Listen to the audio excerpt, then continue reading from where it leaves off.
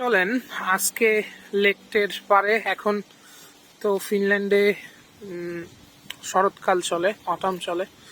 তো চলেন আমরা আজকে একটু লেক পার দিয়ে হাঁটতে হাঁটতে বাংলাদেশের হায়ার এডুকেশন সিস্টেম আর ফিনল্যান্ডের হায়ার এডুকেশন সিস্টেম নিয়ে একটু কথা বলি। সো আমার প্রিভিয়াস ইনস্টিটিউট, আমি নাম উল্লেখ করবো না, অবশ্য সবাই জানেন এই ভিডিওটা কোনো ইনস্টিটিউটকে ছোট করা বা কোনো ইনস্টিটিউটকে বড় করার জন্য করা না। এই ভিডিওটা জাস্ট একটা কম্পারিজন ভিডিও। এখন আমি যে ইনস্টিটিউট থেকে পড়ছি সেই ইনস্টিটিউট অবশ্যই আমার কাছে ভালো, এবং যে ইনস্টিটিউটে পড়তেছি সেই ইনস্টিটিউটও আমার কাছে ভালো। সো আমি কোনো ইনস্টিটিউটকে ছোট বা কোনো ইনস্টিটিউটকে বড় করার জন্য ভিডিওটা করতেছি না।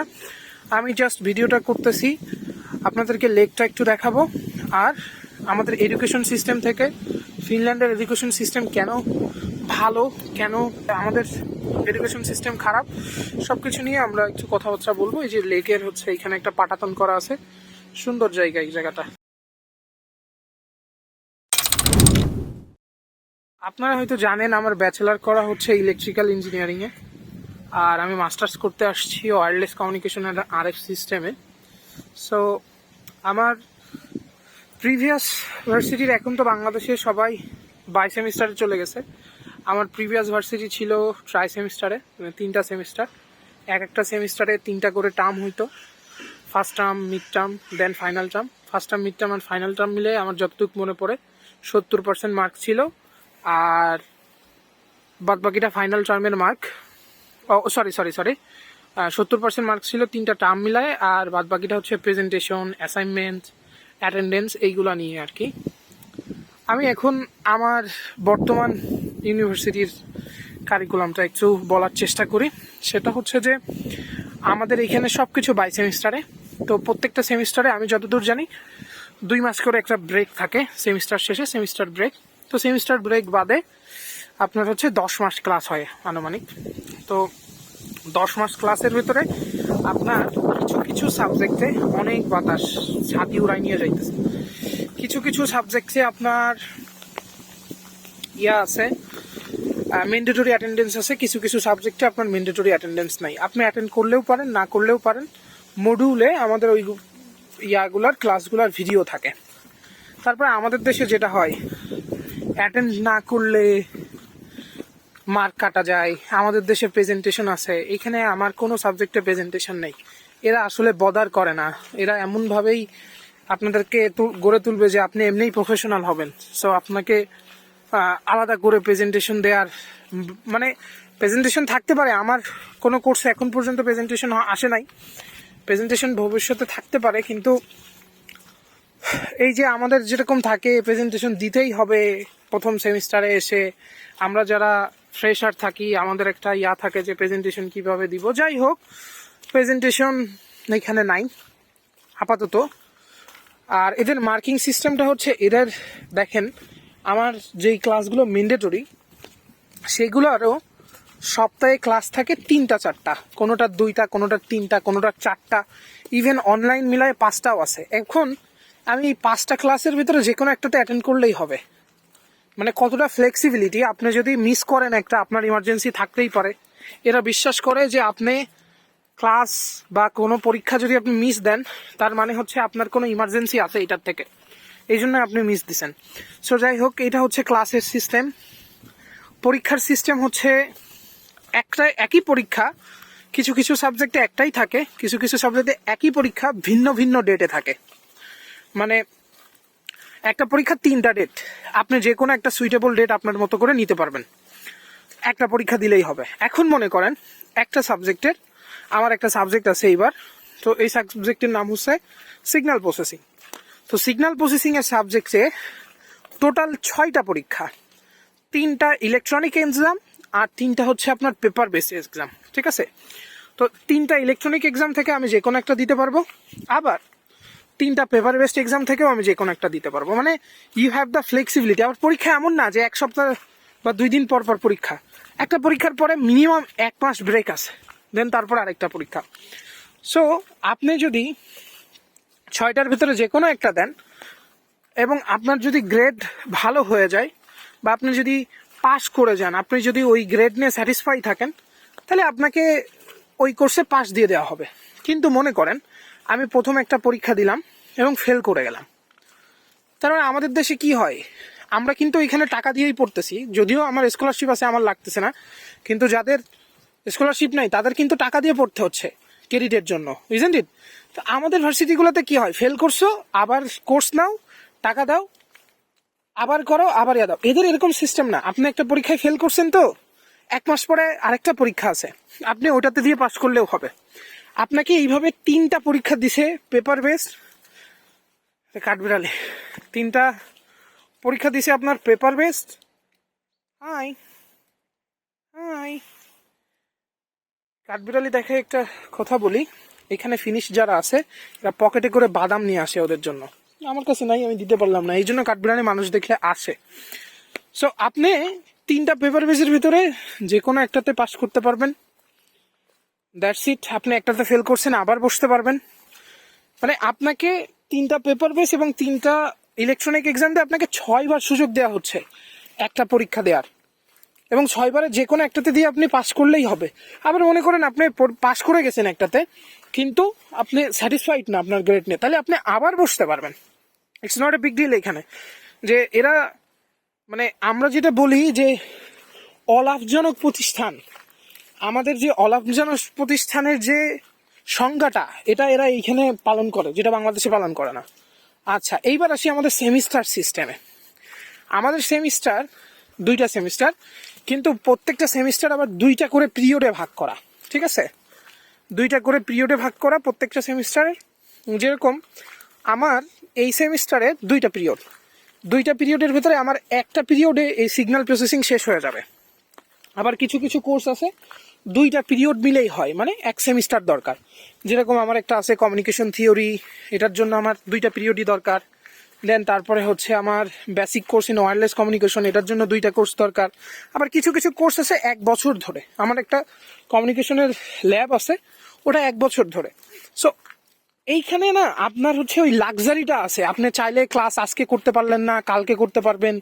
আপনি এই পিরিয়ডে একটা সাবজেক্ট নিলেন না, তার মানে এরকম না যে এর জন্য আপনার আটকে রেখে দিবে, আপনি আরেকটা পিরিয়ডে এটা নিতে পারবেন। আর যদি পিরিয়ড না হয়, এই সেমিস্টারে না নিতে পারলে আরেক সেমিস্টারে নিতে পারবেন। আর এইখানে কোর্সের সিস্টেম হচ্ছে এটা আপনি নিজে ডিজাইন করবেন, আপনার পড়ালেখা আপনি ডিজাইন করবেন। এখানে সাবজেক্ট আছে, আপনি অন্য ডিপার্টমেন্টের সাবজেক্ট নিতে পারেন, নিজের ডিপার্টমেন্টের সাবজেক্ট নিতে পারেন, এনিথিং। আপনার মেইন রিকোয়ারমেন্ট, আমার মেইন রিকোয়ারমেন্ট হচ্ছে যে আমাকে 120 ক্রেডিট পূরণ করতে হবে। এখন আমি সেটা, কিছু ম্যান্ডেটরি কোর্স আছে ওইগুলো আমাকে করতেই হবে।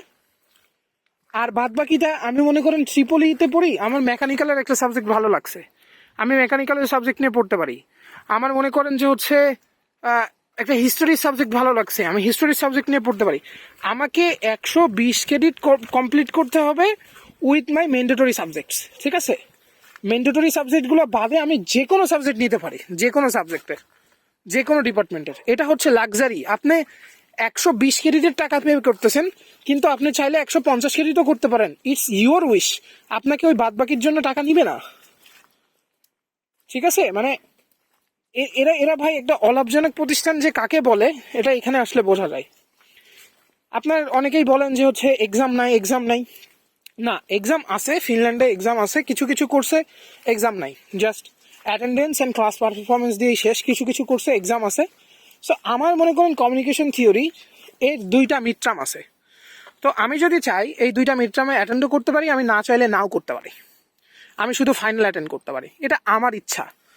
সো মানে এই যে আপনার উপরে যে একটা লাক্সারি, আপনি চুজ করতে পারেন সবকিছু, আপনার পড়ালেখা আপনি ডিজাইন করতে পারেন, এটা কিন্তু বাংলাদেশে নাই। এটা বাংলাদেশে আমার জানা মতে কোনো ইউনিভার্সিটিতে নাই।